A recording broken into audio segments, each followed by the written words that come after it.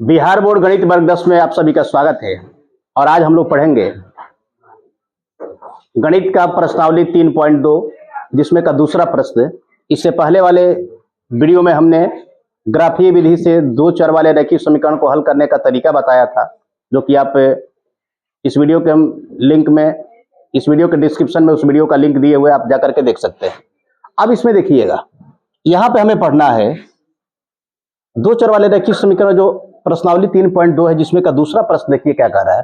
कह रहे कि अनुपात हो a1 बटा a2 b1 बटा b2 और c1 बटा c2 को तुलना करके ज्ञात कीजिए कि निम्न समीकरण युग्म द्वारा निरूपित रेखाएं एक बिंदु पर प्रतिच्छेद करती है, समानांतर अथवा संपाती है। ध्यान से समझिएगा, दो चर वाला रैखिक समीकरण का जो हल होता है बाबू तीन प्रकार का होता है।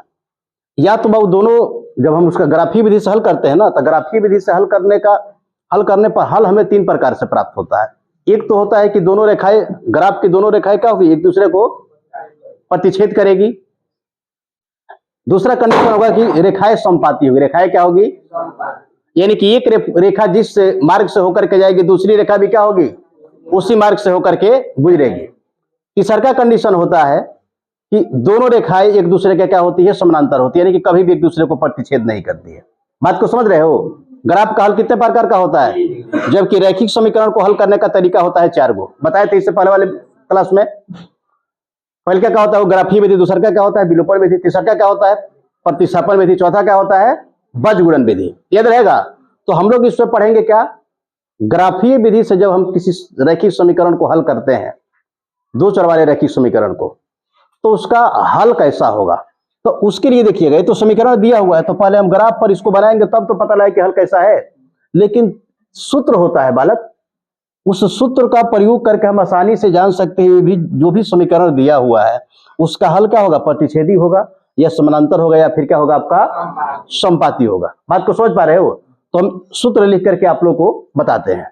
देखिएगा, पहला कंडीशन क्या है। पहला कंडीशन में कौन बालक, थोड़ा सा इसको चेंज कर लिया। कलर क्या है, कलर है वो व्हाइट ले रहे हैं, वो कलर चलेगा। सुनिएगा, पहला देखिए, जब समीकरण का रूप कैसा होता है, जब क्या हो आपका a1 बट्टा a2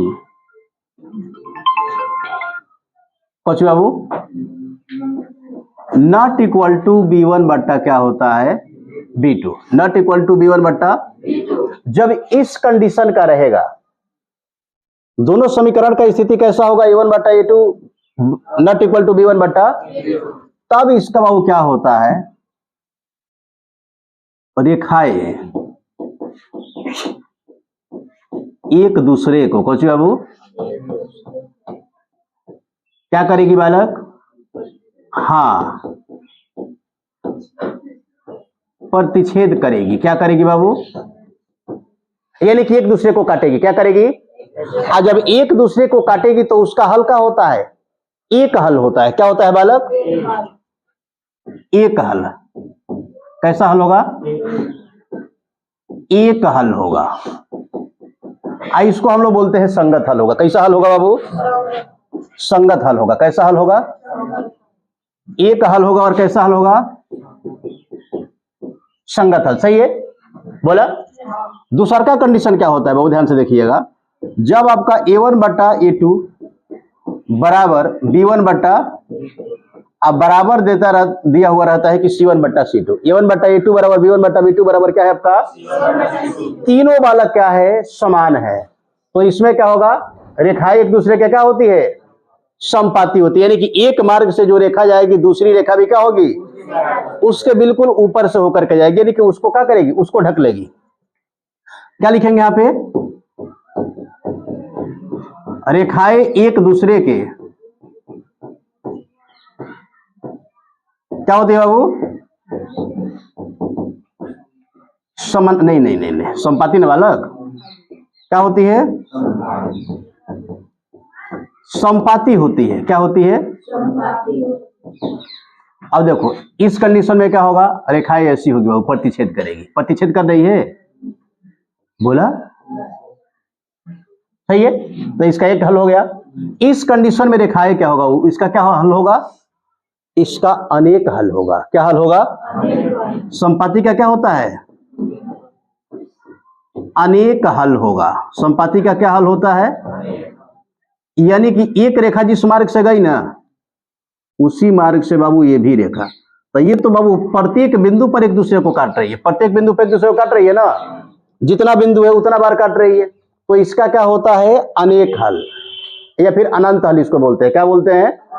या एक से अधिक हल, क्या बोलते हैं? और इसका भी कैसा हल होता है? संगत। कैसा बाबू? तीसरा का कंडीशन क्या है, ध्यान से समझिएगा। यहां से बाबू प्रश्न आता है वस्तुनिष्ठ में भी। A1 बट्टा A2 बराबर B1 बट्टा नॉट इक्वल टू C1 बट्टा C2। इस कंडीशन में क्या होगा? तो इस कंडीशन में रेखाएं एक दूसरे के क्या होती है बालक? एक दूसरे के समानांतर होती है। एक दूसरे के क्या होती है? रेखा एक दूसरे क्या होगी? समानांतर होगी। समानांतर का मतलब कि एक रेखा बाबू अगर ऐसे जा रही है तो दूसरी रेखा बाबू बिल्कुल ऐसे, इसी को क्या बोलते हैं? इस कंडीशन का क्या होता है? इसका बाबू कोई हल नहीं होगा। इस कंडीशन का क्या होगा? कोई हल। रेखाएं क्या हो गई बाबू? समानांतर हो गई। जब काटेगी तब ना हल होगा, अब काटिए नहीं रही है तो कैसे हल होगा? हल हो पाएगा? और इसका क्या होता है बाबू? असंगत हल। क्या होता है? असंगत। रेखाएं क्या होती है? असंगत। समझ गए? तो इन तीनों सूत्रों का प्रयोग करके बहुत सारे प्रश्नों को, जो भी अभी हम प्रश्न दिखलाए ना आप लोग को, ये वाला बाबू, अब इसमें क्या क्या करेंगे? हम इस समीकरण को हल करेंगे। समीकरण को क्या करेंगे? देखिए, इसको हम पहले लाते हैं स्क्रीन पे, उसके बाद से आप लोग को दिखलाएंगे। ये वाला हो गया ना, ध्यान से देखिएगा। कैसे बाबू पता लगेगा? यही था ना, चलो देख लो। आके भगा दी, तो बड़ा गलती कर दी। ध्यान दीजिएगा। दूसरा है बाबू, यहाँ पे देखिए, पहले हम दो सवाल को लेते हैं। इसमें कौ सवाल को लेते हैं? ओहो, मिस्टेक हो गया, उधर छूट गया। चलो फिर से कर लेते हैं। ध्यान से देखिएगा। सुनिए, दो को पहले समीकरण लेते हैं और इनको बाबू हम जांच करके बताते हैं। बिना हल किए हम पता लगा सकते हैं कि जो ग्राफ होगा, ग्राफ खींचने पर उसका हल कैसा होगा। ग्राफ खींचने पर उसका हल कैसा होगा। दूसरे का बाबू ये पहला है। अब देखिएगा, समीकरण तो सबको दिख रहा है ना, तो इसी में से हम लिखेंगे A1 A2 B1 B2 और C1 पहले का समीकरण में जो x के साथ गुणा में है वो क्या होगा? और A1 कितना हो गया बाबू? उसी प्रकार B1 कितना होगा? -4। और C1 कितना होगा बालक? दूसरा का समीकरण के लिए, तो दूसरा का समीकरण के लिए A2 कहेंगे हम, x के साथ जो गुणा में रहेगा उसको क्या बोलेंगे? A2 कितना हो गया? 7 हुआ। और B2 कितना हो गया बाबू? और C2 कितना हो गया? अब हम उस सूत्र पे रखेंगे। तीनों जो सूत्र लिखे ना, A1 बट्टा A2 not equal to B1 बट्टा B2। दूसरा क्या लिखे कि A1 बट्टा A2 बराबर B1 बट्टा B2 बराबर C1 बट्टा C2। और तीसरा क्या लिखे? A1 बट्टा A2 बराबर B1 बट्टा B2 not equal to C1 बट्टा। तो देखेंगे कि तीनों सूत्रों में किस पर आधारित है, और उस आधार पर नहीं कह सकते कि रेखा का हल कैसा, ग्राफ का हल कैसा होगा इसे खींचने पर। तो A1 बट्टा A2 आई का ले लिया बाबू B1 बट्टा, तो ध्यान दो यहां पे क्या है आपका A1 बट्टा A2 करेंगे, यानी कि 5 बट्टा 7। और यहां पे क्या हो जा रहा है वो B1 बट्टा B2, क्या हो जाएगा आपका -4 बट्टा 6। दोनों समान है? समान है एक दूसरे के? कहां समान है रे बाबू? जैसे यहां पे हो गया 5 और यहां पे क्या हो गया, और यहां पे -4 है और यहां पे क्या है, तो नॉट इक्वल टू ना होगा। तो नॉट इक्वल टू का मतलब क्या है? पहले का कंडीशन आ रहा है हमारा, दोनों आपस में समान है। इसको घटाने पर मान लो कि -2 हो गया, यहाँ पे 3 हो गया, ये 5 बटा 7 ऑलरेडी है, तो समान नहीं है। तो पहले का कंडीशन आया। यहाँ पे देखिए क्या आ रहा है? नॉट इक्वल टू आ रहा है, यानी कि दोनों रेखा एक दूसरे को क्या करेगी बाबू? प्रतिच्छेद करें, इसका कितना हल होगा? और संगत है। क्या है बाबू? तो ऐसे करके नहीं बना लीजिएगा। तो क्या लिख देंगे यहाँ पे? दोनों रेखाएं एक दूसरे को प्रतिच्छेद करेगी। ये ना कह रहे कि इस समीकरण का हल कैसा होगा? प्रतिच्छेदी होगा, समानांतर होगा अथवा संपाती। तो क्या लिखेंगे बाबू? बोला क्या लिखेंगे? रेखाएं एक दूसरे को, कौची बालक? रेखाएं एक दूसरे को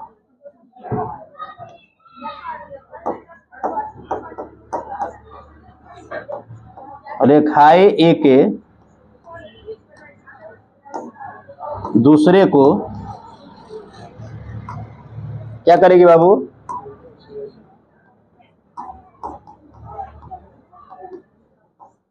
प्रतिच्छेद करेगी। क्या करेगी?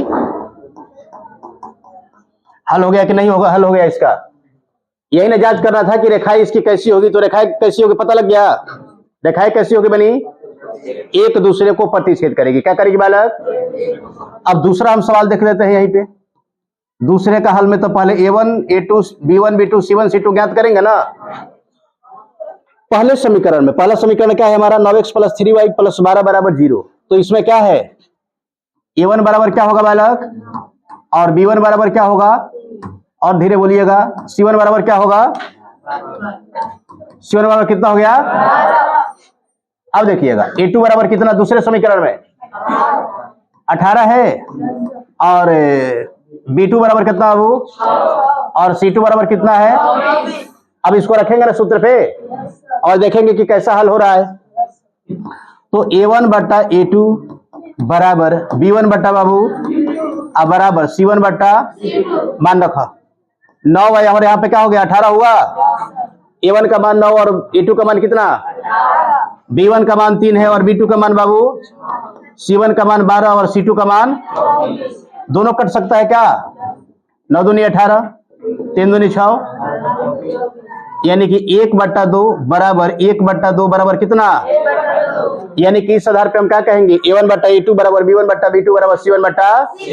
तो इस कंडीशन का हल कैसा होगा? अनेक हल होगा ना। रेखाएं क्या होगी? समपाती होगी। रेखाएं क्या होगी बनी? तीनों बराबर होगा तो क्या कहेंगे हम? रेखाएं।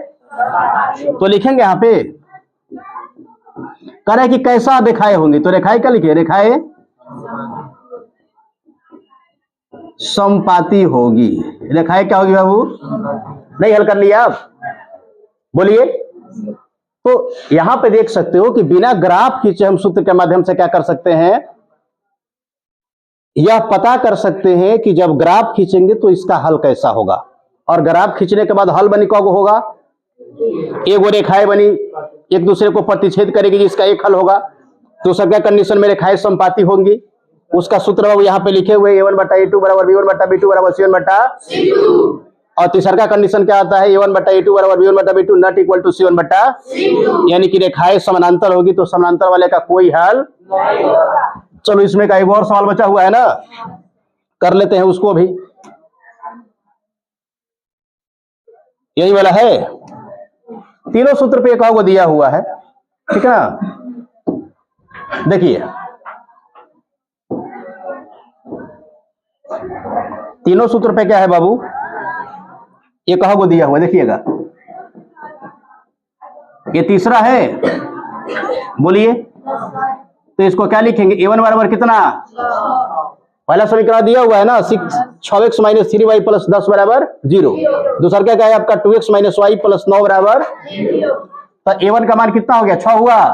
और b1 का मान बाबू और c1 का मान, a2 का मान और b2 का मान बाबू -1 होगा।